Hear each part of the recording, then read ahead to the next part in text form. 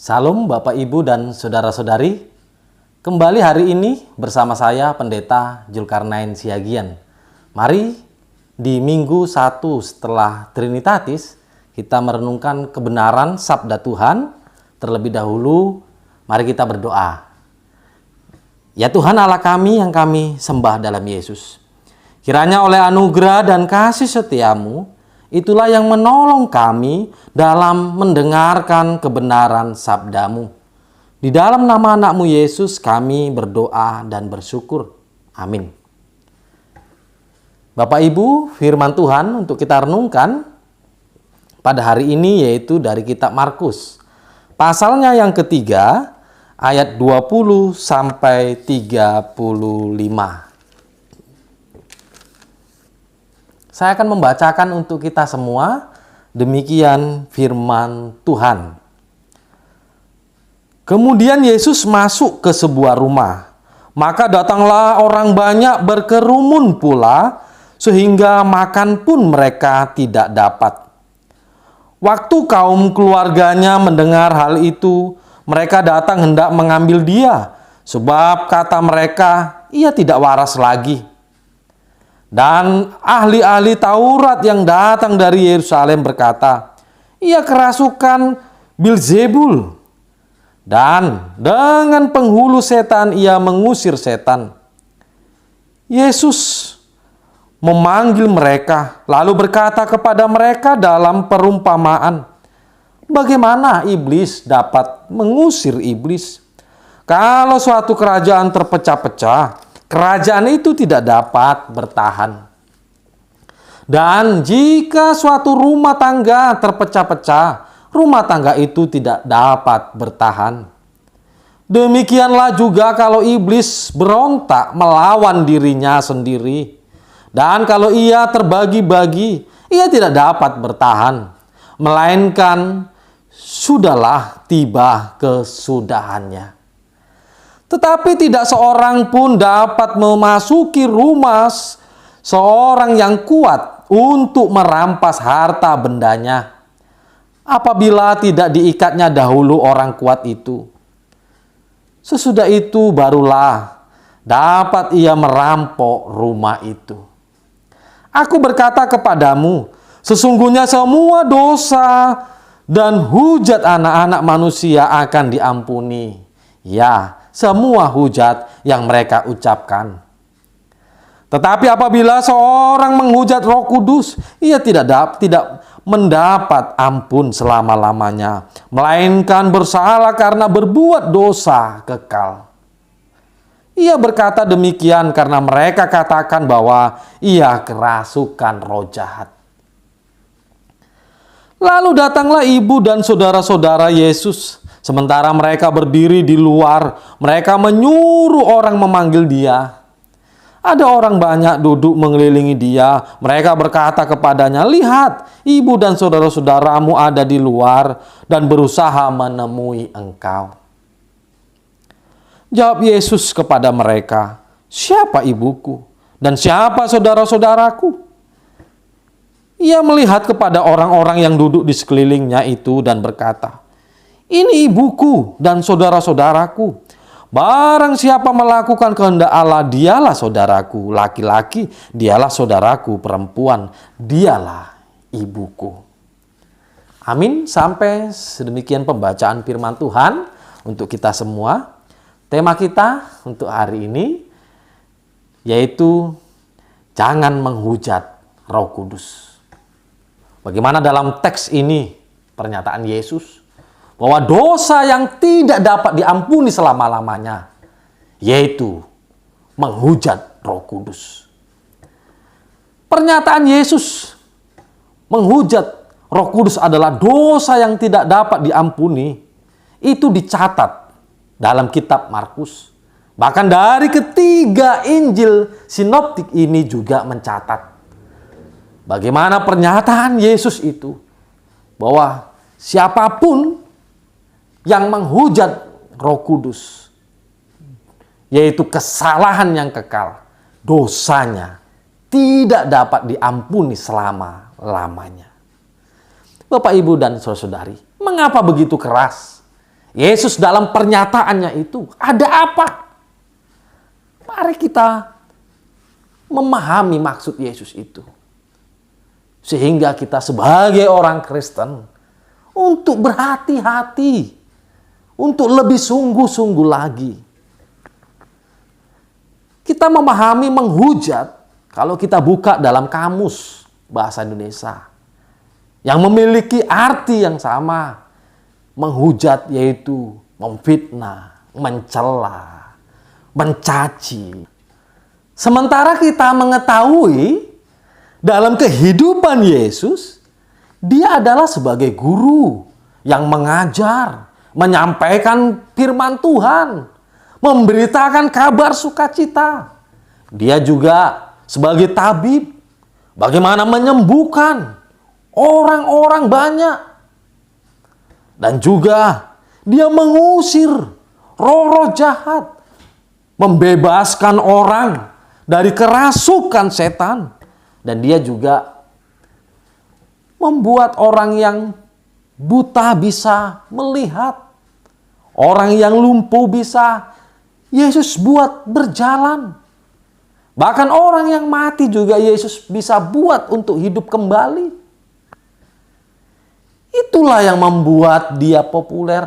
Artinya karya-karya Yesus ini membuat Yesus terkenal. Sehingga banyak orang datang, ingin melihat, ingin menyaksikan atas keajaiban-keajaiban yang dibuat oleh Yesus. Sehingga itu sebabnya bagaimana ketika Yesus saat itu turun dari bukit bersama murid, lalu memasuki sebuah rumah. Lalu kemudian di dalam rumah itu banyak orang datang, berkerumun, mengerumuni Yesus. Sampai mereka tidak dapat untuk makan. Artinya tidak bisa mereka, tidak sempat mereka untuk makan. Oleh karena begitu ramai sekali orang-orang banyak mengerumuni Yesus. Itu adalah karena populernya Yesus, karena terkenalnya Yesus.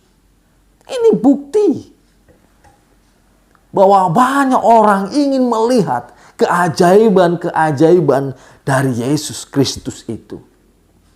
Nah, selanjutnya kita akan melihat bagaimana berbagai reaksi atas terkenalnya Yesus atau terpopulernya Yesus saat itu. Bahwa yang pertama saat itu ketika keluarga mendatangi Yesus, mereka ketika itu berdiri di depan rumah itu atau di luar rumah itu. Mereka memiliki tujuan datang ke situ. Mereka mau menghalangi Yesus untuk berkarya. Mereka mau bawa Yesus. Mereka mau menghentikan yang Yesus lakukan.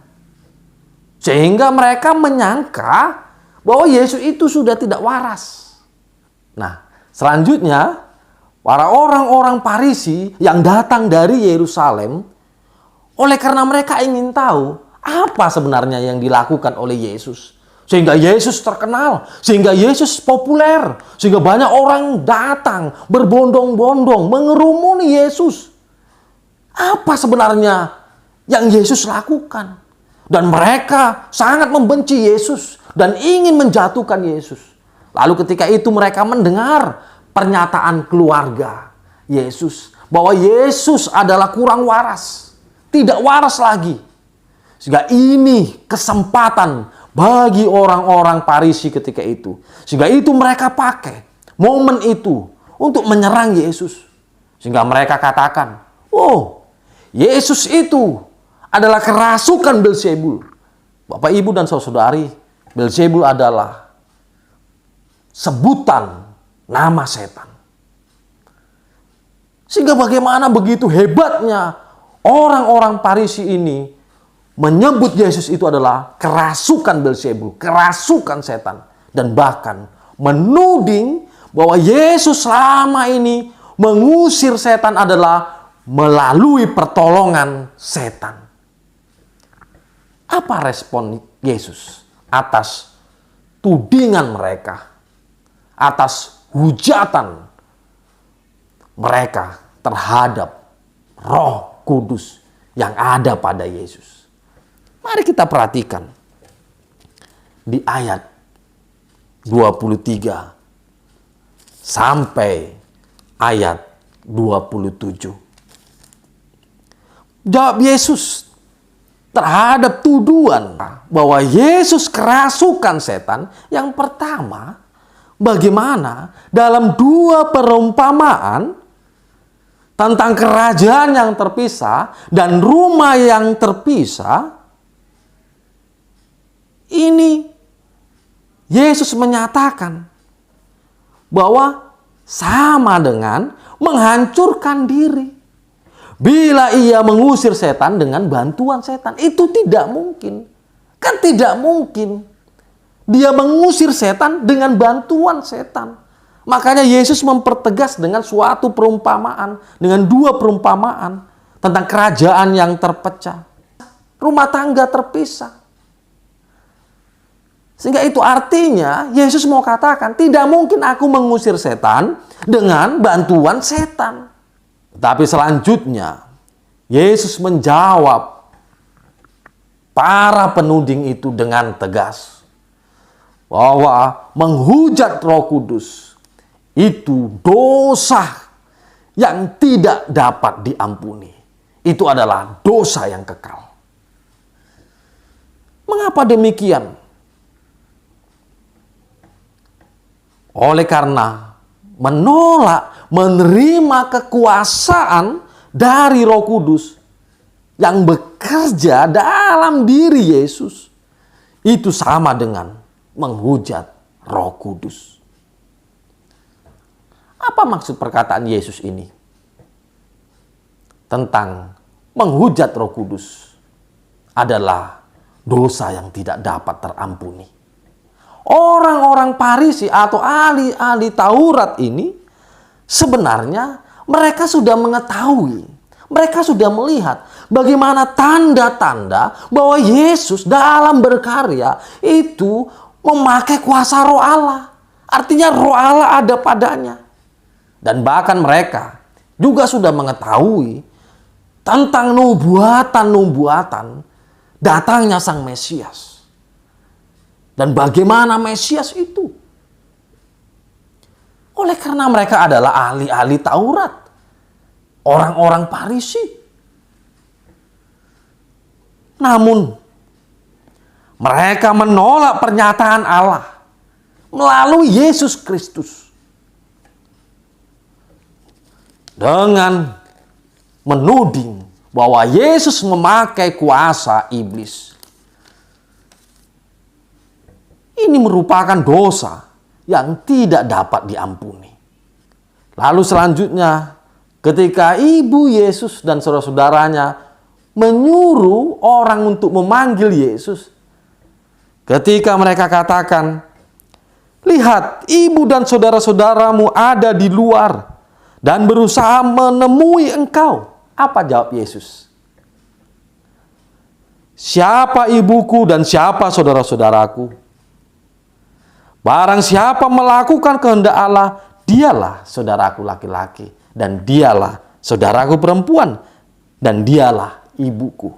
Artinya yang berkenan kepada Allah adalah yang melakukan kehendak Allah. Dan itulah yang menjadi saudara-saudara Yesus, sahabat Yesus Kristus.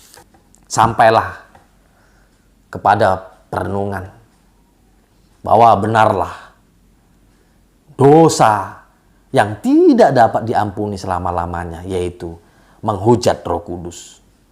Bagaimana dengan kita orang Kristen? Kita harus hati-hati.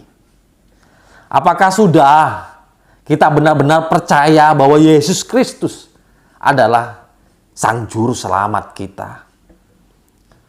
Apakah kita benar-benar percaya pernyataan Yesus bahwa Roh Allah itu dianugerahkan kepada kita? Apakah kita percaya kuasa Roh Allah itu yang sudah Tuhan berikan dalam kehidupan kita?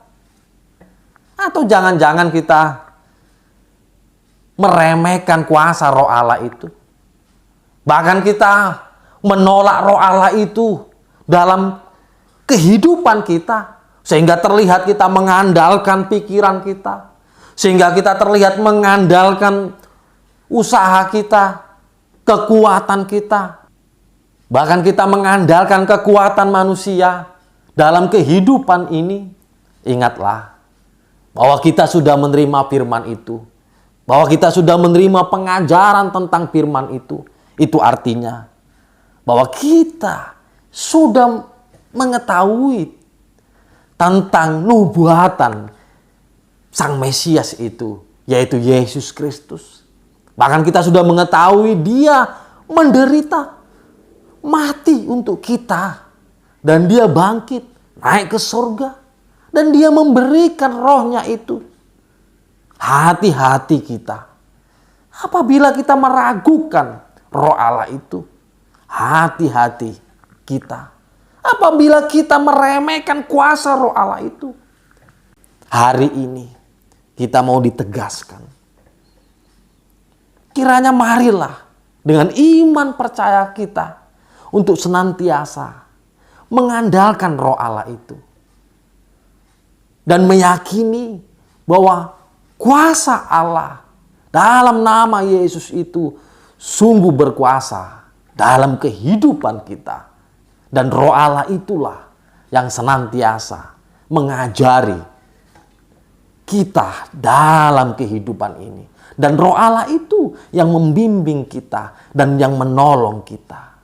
Sehingga jangan sekali-sekali kita meremehkan Roh Allah itu.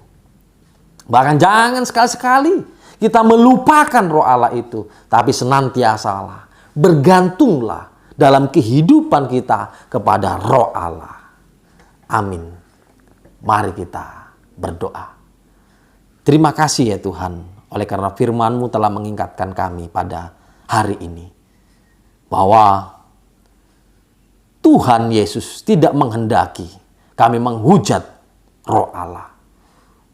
Untuk itu kami orang-orang Kristen yang sudah menerima pengajaran tentang firman Tuhan, tentang nubuatan kedatangan Mesias, tentang bagaimana Sang Mesias itu yang telah menggenapi,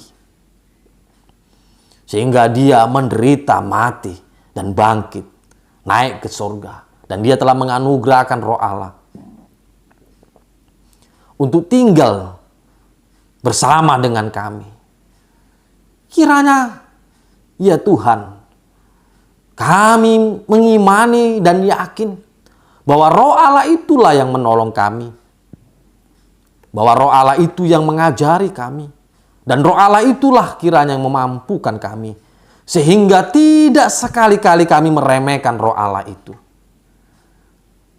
Dan kiranya senantiasa kami menggantungkan hidup kami hanya kepada Roh Allah saja, yang senantiasa menyertai kehidupan kami. Di dalam nama anak-Mu Yesus kami berdoa dan bersyukur. Amin. Salam. Tuhan memberkati kita semua dimanapun Bapak Ibu berada. Kiranya senantiasa kita sehat selalu dan dalam penyertaan Tuhan. Shalom. Tuhan memberkati.